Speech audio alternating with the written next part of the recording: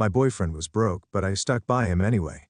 In the 2 years we were together, the only gift he ever gave me was a $2 hair tie. Then one day, I saw him casually gifting a Ferrari to some Instagram influencer. Turns out he wasn't some penniless nobody. One night I froze outside a VIP room, tray in hand. Inside was Joel. For a second, I thought I was wrong. He wore a tailored suit, radiating an unfamiliar aura of wealth. This wasn't the show Al I knew. He had his arm around a woman, a gorgeous influencer with millions of followers. My breath hitched. I remember the night before, Joel holding me close, whispering, "Babe, I'm so lucky to have you. I love you so much." The influencer dangled a car key, cooling. "Thank you so much, Joel. I don't know how I'll ever repay you." The room erupted in cheers. "Marry him."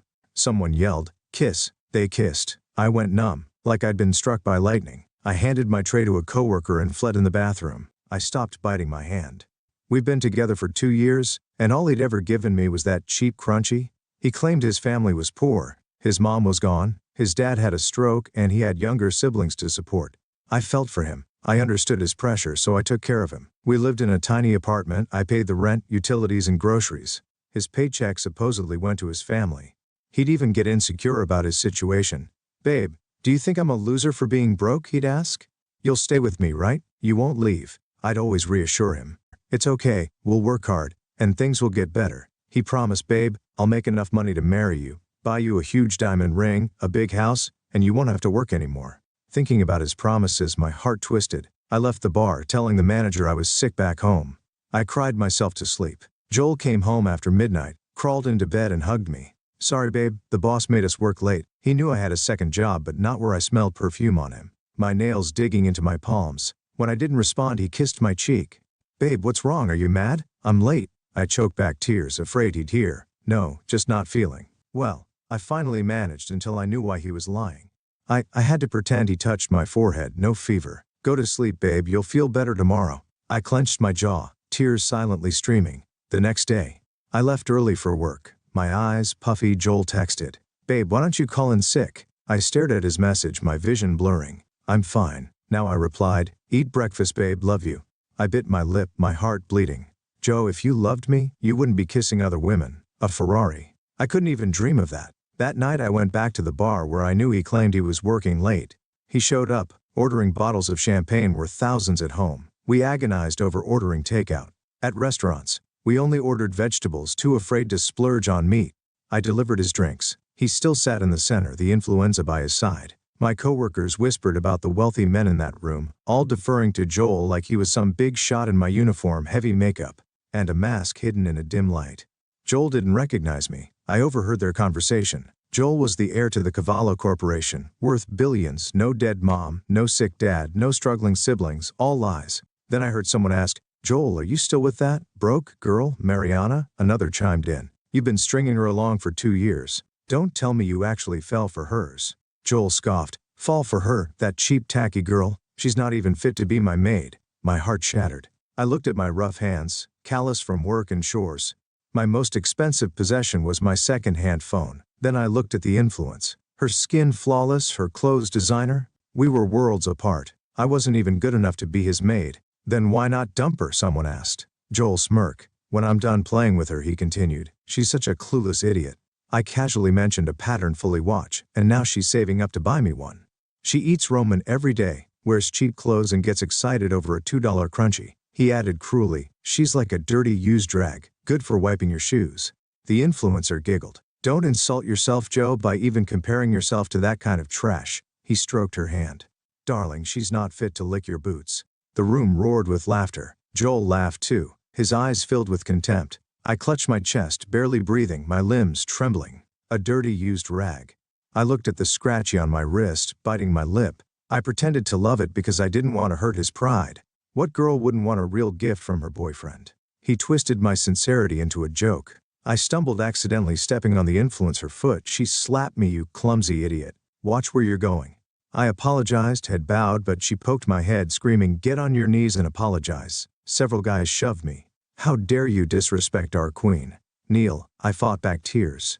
"I'm sorry," I whispered. I had stepped on her foot, lost in the chaos. Joe didn't recognize my voice enough. "Victoria, don't waste your time on a waitress. It's beneath you." He glanced at me with disgust. "Get out." His condescending tone crushed me. I scrambled my feet and ran, tears finally bursting forth as I sobbed outside the bar. All his love was a lie.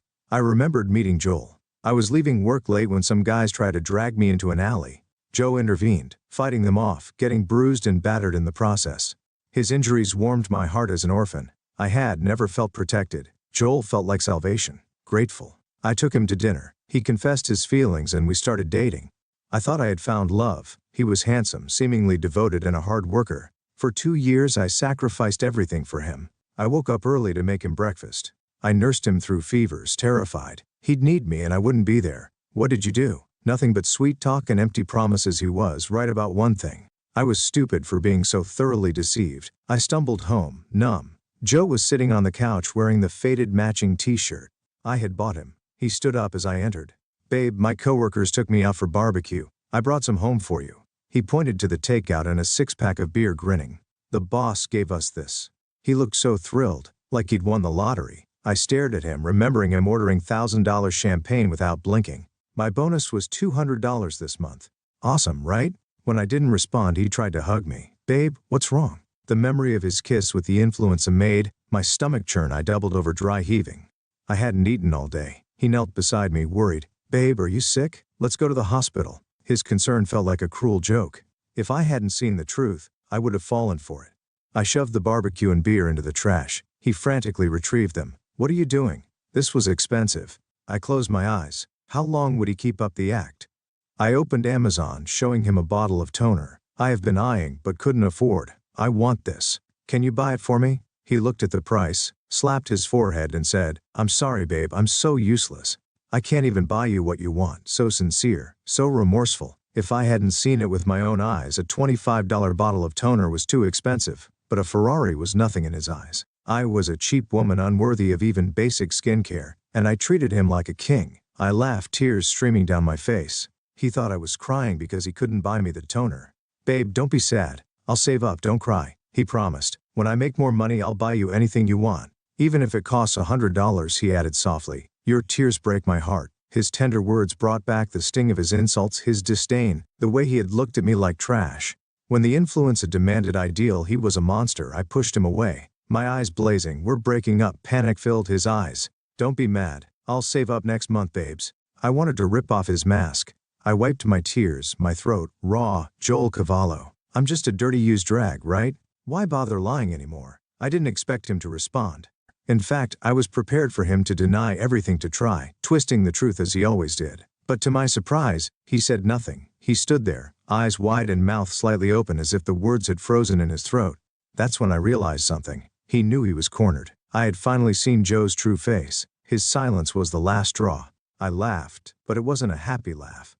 It was bitter, sharp, full of pain and disdain. "You're not even going to try to explain?" I asked, my voice trembling, not with sadness but with anger. "You're not even going to pretend this is all a misunderstanding, that you love me?"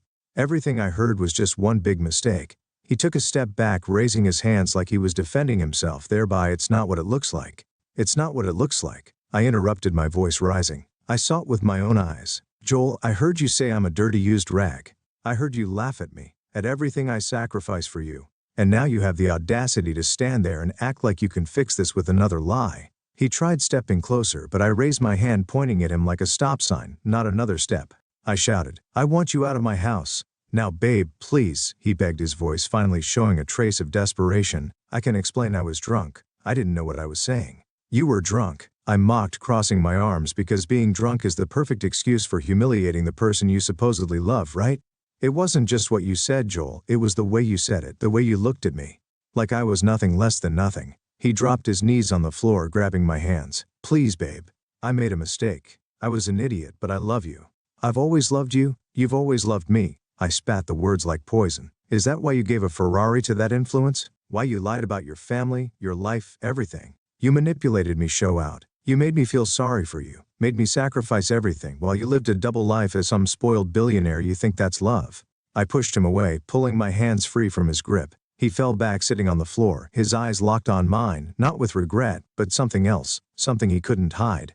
Arrogance, the certainty that somehow he could still control me. "You're not going anywhere," he said, his voice suddenly cold, missing the pleading tone from before. "This house, everything you have, it's mine because you wouldn't be anything without me." I laughed again. This time louder, harder, nothing without you. Joe, have you forgotten who paid the rent for 2 years? Who worked 2 jobs to keep this house running while you sat around spending money on other women? And the only reason you had a roof over your head while you pretended to be broke, he tried to stand, but I was faster. What's funny? I continued, my voice sharp. While you were laughing at me with your friends, I was here thinking about how I could save more to help you. I gave up basic necessities to make sure you had everything.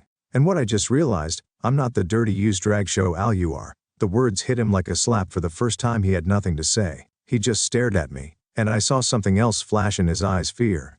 He knew I was serious. You have until tomorrow morning to leave. I finished, my voice firm, and don't think for a second that I'm going to let you manipulate me again. Because from now on I'm taking care of myself. I'm living my life without carrying the weight of your pathetic existence. He tried to speak, but I didn't let him. I opened the door and pointed outside. Get out. Now he hesitated but finally stood up. He grabbed his things, and before leaving, he looked at me one last time as if hoping I'd change my mind. I didn't. I simply closed the door in his face that night. I sat on the couch with a bottle of wine. I've been saving for a special occasion because honestly, the end of that toxic relationship deserved a celebration. And for the first time in 2 years I felt something I thought I'd forgotten: peace. Looking back, I realized I was blind, that I ignored all the signs because I wanted to believe the best in someone who only saw me as a tool. But never again will I let anyone treat me like that, because in the end, I deserve so much more than he could ever offer. And now, finally, I'm free. I was determined to leave it all behind. I didn't want to think about Joe. His lies, his humiliations were the years I'd wasted with him. But as the days passed, the sense of injustice gnawed at me. He had used me, manipulated me, and tossed me aside like trash, all while continuing his luxurious life.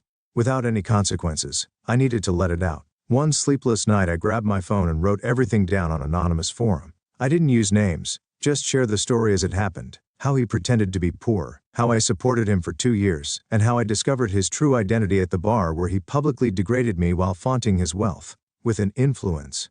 It was a long post, but each word felt like lifting a weight off my chest. I didn't expect anything.